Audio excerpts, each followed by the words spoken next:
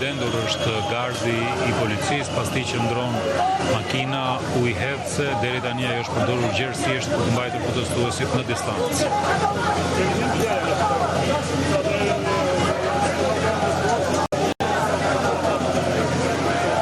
Ndërkaq disa gazetarë kanë pasur vështirësi për të afruar tek parlamenti dhe për të raportuar në lidhje me seancën e ditës së sotme, një seancë maraton me një agjend të ngjeshur.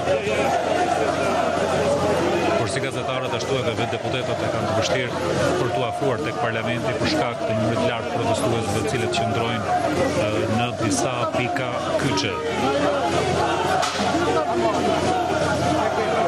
Aty ku si tek hyrja tek parlamenti, ashtu edhe pranë Ministrisë së Brendshme, hyrja për në rrugët pedonale ka pasur përplasje, shtyrje protestuesve me policinë. Ka pasur vetëm një moment, rreth një orë më parë, kur protestuesit mundën të largojnë një gardh metalik, por jo të çajnë vetë kordonin e policisë.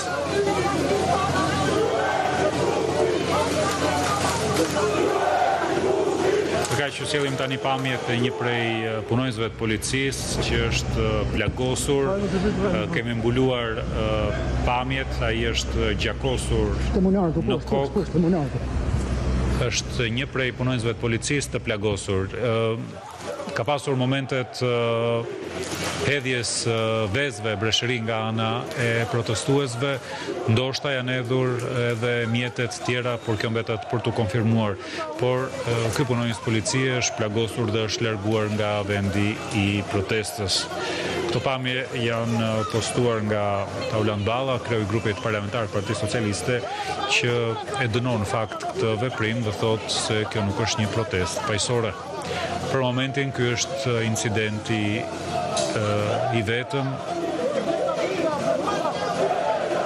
I plagosjes së këtij punonjësit të policisë, I cili gjithsesi largohet vetë nga